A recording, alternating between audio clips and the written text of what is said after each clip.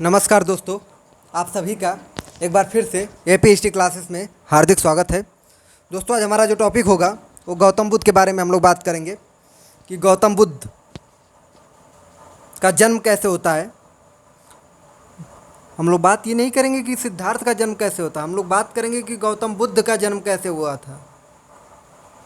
Question ये भी बन चुका है कि सिद्धार्थ कौन थे, गौतम बुद्ध कौन थे, जब गौतम बुद्ध पैदा हुए थे तो कितने वर्ष के थे। ये भी क्वेश्चन आईएएस इंटरव्यू में बन चुका है। तो हम लोग बात करेंगे गौतम बुद्ध और बौद्ध धर्म के बारे में कि बौद्ध धर्म के उद्भव के क्या कारण थे, बौद्ध धर्म की लोकप्रियता कैसे समाप्त हो गई, बौद्ध धर्म की सामाजिक स्थिति क्या थी, धार्मिक स्थिति क्या थी, उसके बारे में बात करेंगे।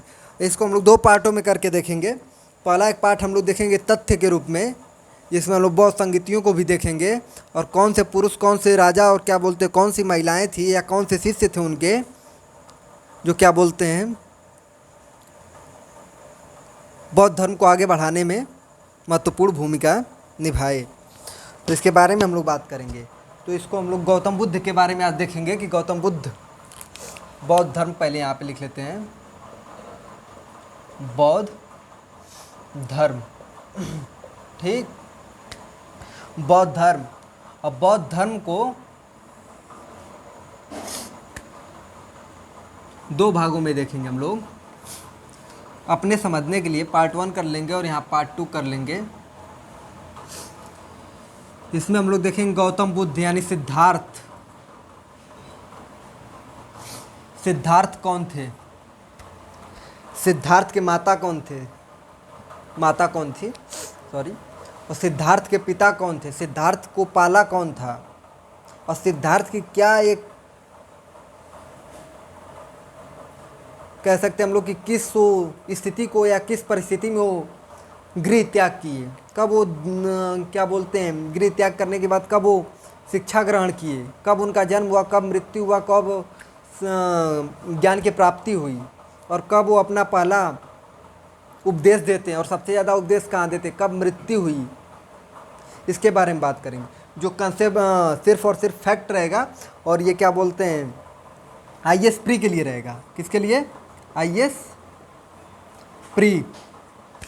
और यहाँ पे हम लोग देखेंगे आईएएस मेंस के लिए, आईएएस मेंस के लिए, ठीक, आईएएस मेंस के लिए। यहाँ पे हम लोग ये भी देखेंगे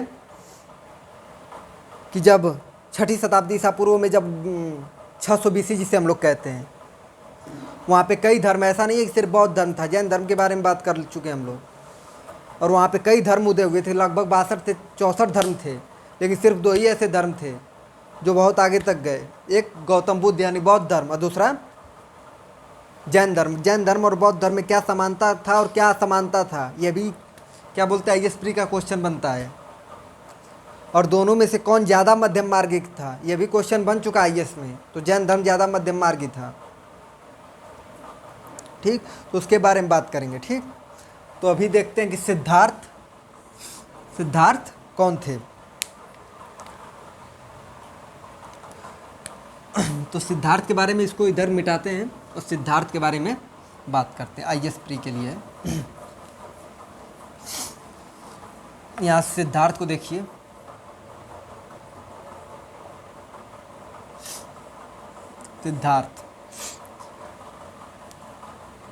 सिद्धार्थ का जन्म 562 ईसा पूर्व में हुआ था। कब हुआ था, 562 ईसा पूर्व में हुआ था। ये आपको भी पता है, सबको पता है, लेकिन मैं एक शुरू से स्टार्ट कर रहे हैं कि जिसको ना भी पता हो, पता तो सबको है, जिसको ना भी पता हो वो भी समझ सके। बिफोर क्राइस्ट कहते हैं, ये तो पता होगा ना, BC तो बता चुका हूँ, BC का फुल फॉर्म। तो 562 ईस्वी में इनका जन्म हुआ था। इनके जो पिता थे, पिता, उनका नाम था सुधोधन। क्या नाम था, सुधोधन, ठीक, क्या नाम था, सुधोधन, ठीक। इनकी जो माता थी, गौतम बुद्ध की जो माता थी, एक इनकी पालनकर्ता माँ भी थी। तो वहाँ पे पालन या धाय माता भी उसको कह सकते हैं। तो पालनकर्ता, पालन करता माता, जो एक तरह से मौसी भी थी इनकी, और इनकी माता सुदोधन, और सुदोधन गौतम बुद्ध के माता का नाम क्या बोलते हैं इनके, ये तो महाप्रजापति गौतमी थी, महाप्रजापति गौतमी कौन थी, महाप्रजापति गौतमी थी। और ये इनके माता का क्या नाम था, सिद्धार्थ के। पत्नी थी इनकी, पत्नी का नाम यशोधरा था, यशोधरा। यशोधरा को ही बिंबा, गोपा, भद्रकच्छना,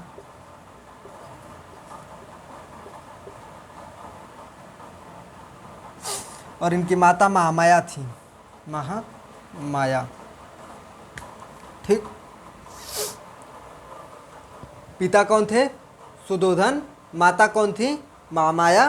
पालनकर्ता माता महाप्रजापति गौतमी, जो क्या बोलते हैं सिद्धार्थ की मौसी भी थी। इनकी जो पत्नी थी सिद्धार्थ की, उनका नाम था यशोधरा। उन्हीं को बिंबा, गोपा, भद्रकच्छना कहा जाता था। यहाँ पे थोड़ा सा यशोधरा और यशोदा में कंफ्यूज हो जाते हैं कि यशोधरा कौन थी और यशोदा कौन थी। तो यशोदा हम लोग देखते हैं कि वो महावीर स्वामी की पत्नी थी, जिसे प्रियदर्शनी का जन्म हुआ होता है। उसको हम लोग जन धन के बारे में बात कर चुके हैं। और यहाँ पे हैं यशोधरा, बिंबा, गोपा, भद्रकच्छना। इनसे जिस पुत्र का जन्म होगा उसे राहुल कहेंगे। क्या कहेंगे, राहुल। राहुल। अगर यहाँ पे फिलॉसफी की क्लास चलती तो यहाँ पे राहुल को बाधा कहा गया है, उसके बारे में फिलॉसफी की क्लास में बात की जाती है। जिसका फिलॉसफी ऑप्शनल सब्जेक्ट है उसमें बात होती है कि राहुल को बाधा क्यों कहा गया। ये इतिहास का ये बात नहीं है। दूसरी बात कि सिद्धार्थ के पुत्र राहुल हो गए, लेकिन इनके जो पहले गुरु थे, पहले गुरु, ठीक, उनका नाम था अलार कलाम। अलार कलाम किस गणराज से थे, ये आईएएस में क्वेश्चन बन चुका है। तो केशपुत गणराज से थे। किस गणराज से, केशपुत गढ़ राज्य से। और इनके दूसरे जो गुरु थे, यहाँ पे पहले और दूसरे गुरु, उनका नाम था रुद्र रामपुत्र। रुद्र राम पुत्र था। क्या नाम था, रुद्र राम पुत्र नाम था। अब देखिए ये हो गए यहाँ तक।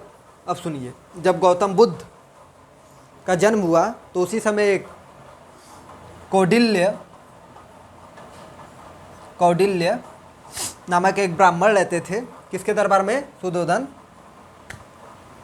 सुदोधन के दरबार में एक कौडिल्य नामक ब्राह्मण रहते थे। जो जब सिद्धार्थ का जन्म हुआ तभी ये इन्होंने भविष्यवाणी कर चुकी थी कि ये लड़का सन्यासी बनेगा या बहुत बड़ा राजा बनेगा। लेकिन हम लोग देखते हैं कि सन्यासी की तरफ ज़्यादा मूव करते हैं गौतम बुद्ध, और वो मूव करने का कारण भी बताया जाएगा मेंस वाले टॉपिक में। यहाँ पे बता सकता हूँ कि एक रोगी व्यक्ति को देखते हैं, एक बीमार व्यक्ति को देखते हैं, एक मृत व्यक्ति को देखते हैं। किसको देखते हैं, एक रोगी को देखते हैं, ठीक, एक बीमार व्यक्ति को देखते हैं, और क्या बोलते हैं, एक मृत व्यक्ति को देखते हैं। और एक कौन रहता है, मृत, और एक सन्यासी। चारों को देखते हैं, तभी इनका हृदय परिवर्तन होता है और देखते हैं हम लोग कि मूव करते हैं सन्यास की तरफ। तो उसको हम लोग टॉपिक देखेंगे मेंस में, क्यों ऐसे मूव करते हैं। अब देखिए, जब सिद्धार्थ की शादी हो गई यशोधरा, बिंबा, गोपा, भद्रकच्छना से, तीनों एक ही व्यक्ति हैं। और ऐसा भी बताया जाता है कि महावीर स्वामी गौतम बुद्ध की और भी कई पत्नियां थी, जैसे तारा, उनका नाम आता है कि तारा भी क्या बोलते हैं गौतम बुद्ध की एक पत्नी रही थी। यहाँ तक बात समझिए। अब देखिए गौतम बुद्ध का जन्म कहाँ हुआ था। तो गौतम बुद्ध का जन्म कहाँ हुआ था, तो लुम्बिनी में।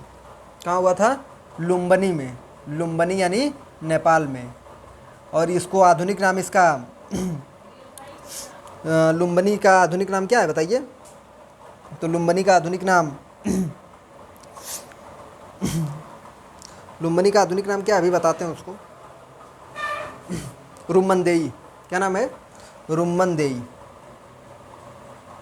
एक अशोक का अभिलेख है रुम्मनदेई, उसके बारे में बात कर चुके हैं। हाँ, अब देखिए जन्म कब हुआ था? 562 ईसा पूर्व में। पिता कौन थे?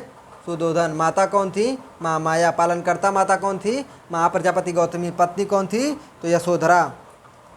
पहले गुरु कौन थे? तो अलार कलाम। किस गढ़ा से थे? तो केशपुत गढ़ा से थे। दूसरे गुरु कौन थे? रुद्रराम पुत्र थे। जन्म कहाँ हुआ था? लुम्बिनी में हुआ था, या उसी को आधुनिक नाम रुमनदेही कहते हैं। कौटिल्य ने क्या बोलते हैं इनको? भविष्यवाणी की थी। जब गौतम बुद्ध गृह त्याग किए तो उसे महाविष्णुक्रमण कहा जाता है। महाविष्णुक्रमण है, महाविष्णुक्रमण कहा जाता है।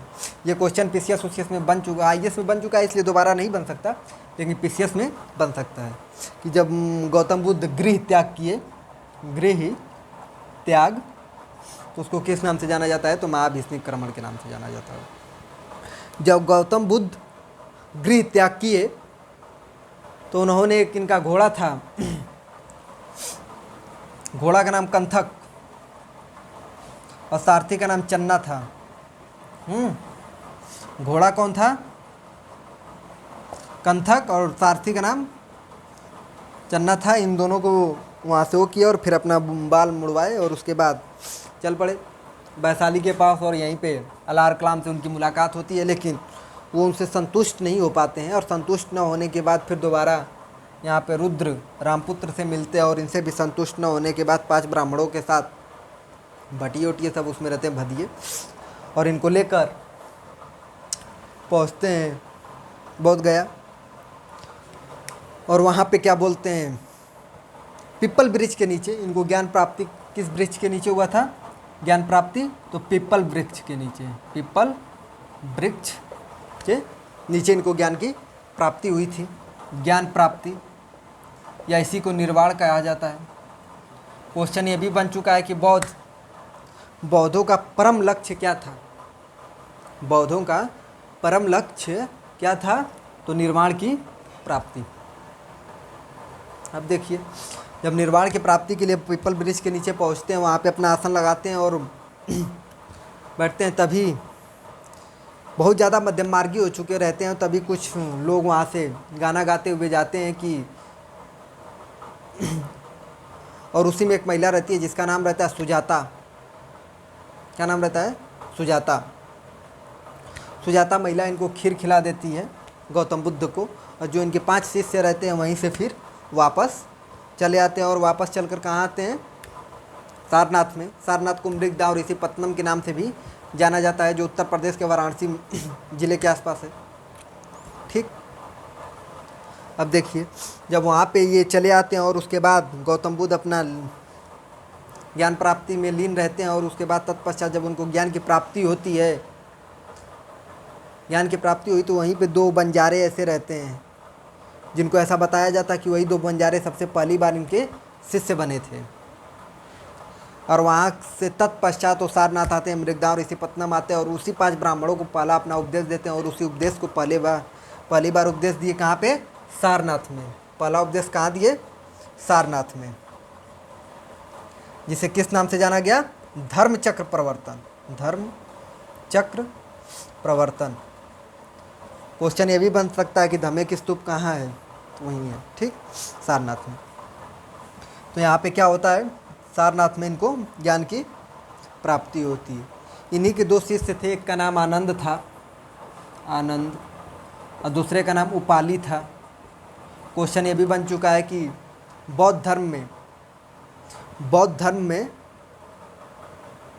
महिलाओं को अनुमति देने के लिए गौतम बुद्ध से कौन सिफारिश किया था?